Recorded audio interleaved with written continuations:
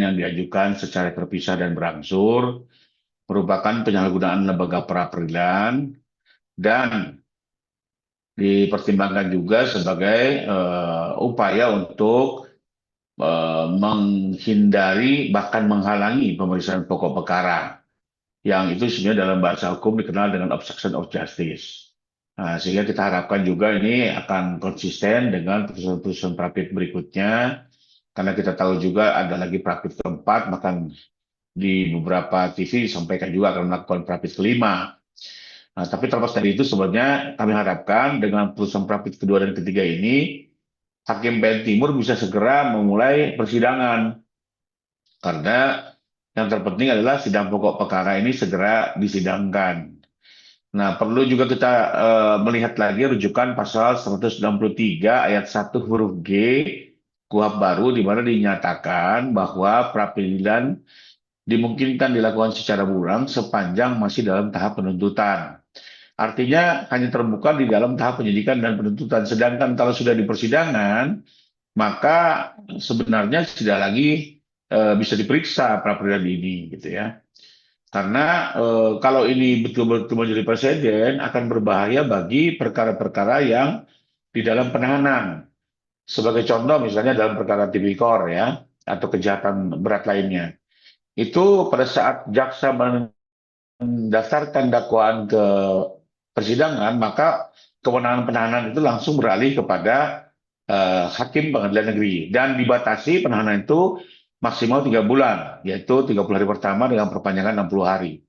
Nah, bayangkan kalau masa penahanan yang terbatas ini terganggu oleh pra-peradilan yang dilakukan secara berulang, persis seperti perkara Paroy. Ini Pak Roy saja sudah perkara terdaftar di pengadilan, tapi sudah hampir sebulan lebih, toko perkara belum bisa berjalan karena dilakukan pra-pid secara berulang. Ini kalau sampai berjalan, Pak Roy mungkin 1 bulan setengah. Kalau sampai dengan 2 bulan juga belum bisa berjalan, sehingga pada saat masih pokok perkara, ya IPA hanya punya kesempatan waktu 1 bulan penahanan. Nah, bayangkan nantinya banyak orang akan bebas demi hukum hanya gara-gara dilakukannya manuver-manuver pra-peradilan yang memang mengganggu pemeriksaan pokok perkara. Jadi saya sangat berharap ini betul-betul menjadi perhatian semua pihak, terutama tim 9 yang pernah ikut menyusun KUHP, termasuk diantaranya juga ada Mahkamah Agung, agar pasal pra-peradilan yang diperbaiki ini atau disempurnakan ini tidak disalahgunakan. Dan ini akan berdampak besar bagi bebasnya perkara-perkara dalam penahanan, karena pemeriksaan pokok perkara tertunda akibat dilakukannya pra-peradilan secara berulang. Sementara demikian, Pak.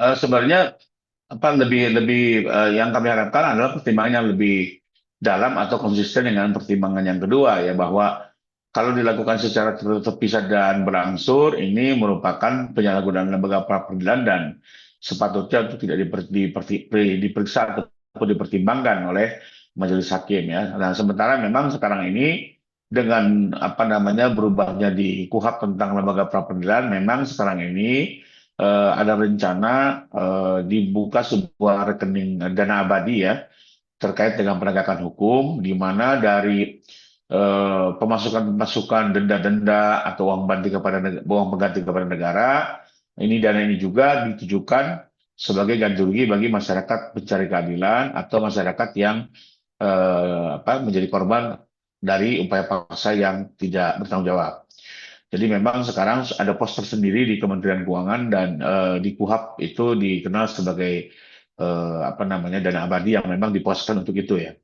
Tapi terlepas dari itu, sebenarnya yang kami harapkan adalah apa benar, ya, pra peradilan ini masih bisa terus diajukan, bahkan dibuka persidangan, sekalipun dakwaannya sudah terdaftar di pengadilan, ya. Dalam kacamata kami, sebenarnya yang dimaksud KUHP itu adalah manakala pra peradilan ini didaftarkan masih dalam tahap penyidikan ataupun penuntutan, Sebagai contoh mungkin di hari terakhir penuntutan atau 1 hari sebelum jaksa mendaftarkan ke pengadilan, maka pra peradilan ini tetap bisa diperiksa dan inilah tujuan dari perlindungan lembaga pra peradilan ya. Karena kalau zaman dulu tuh dikenal kalaupun ada pra peradilan dan misalnya juga bersubstansi memberikan bukti yang kuat, tapi pokok perkara mulai sidang maka pra peradilan ini langsung gugur. Nah, ini yang dulu kami perjuangkan agar tidak lagi seperti itu karena sebenarnya ada persoalan keadilan yang diperjuangkan yang perlu diputuskan oleh hakim terlepas dari pokok perkara berjalan. Nah, tapi sekarang kok terjadi satu pemaknaan yang berbeda bahwa sepanjang persidangan belum mulai padahal sudah didaftarkan dakwaan ini dan terdakwa pun sudah mendapat surat pelimpahan perkara. Artinya terdakwa sih tahu bahwa perkara ini sudah didaftarkan. Tapi masih bisa seorang dikasih kesempatan terdakwa mengajukan pra peradilan kedua, ketiga, keempat, kelima. Nah, ini yang kembali lagi saya sekedar mengingatkan bisa menjadi presiden buruk dalam hal terjadinya penahanan dalam sebuah perkara di pengadilan negeri. Karena lagi-lagi penahanan ini terbatas 3 bulan, tapi kalau gara-gara pra peradilan pokok perkara tidak juga diperiksa, maka ini bisa menjadi eksesnya adalah pada saat memasuki pokok perkara, tengah waktu tinggal sisa 1,5 bulan atau 1 bulan lagi, sementara kita tahu pemeriksaan perkara itu dirasa 3 sampai 4 bulan. Sehingga apa? Pada saat perkara berjalan dimungkinkan terdakwa-terdakwa ini bisa bebas demi hukum karena masa penahanan yang habis. Ini yang betul-betul juga perlu dicermati. Jangan sampai tujuan baik dari penguatan lembaga peradilan ini malah menjadi sebuah bentuk celah penyalahgunaan akan merugikan misi penegakan hukum itu sendiri.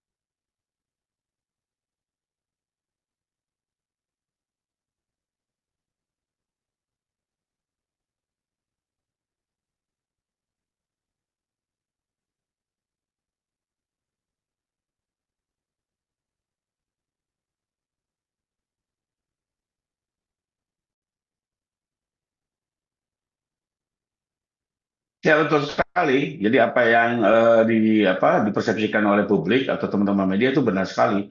Kita saksikan betul bahwa perkara ini tidak kunjung dibuka karena dilakukannya pra peradilan secara terus-menerus.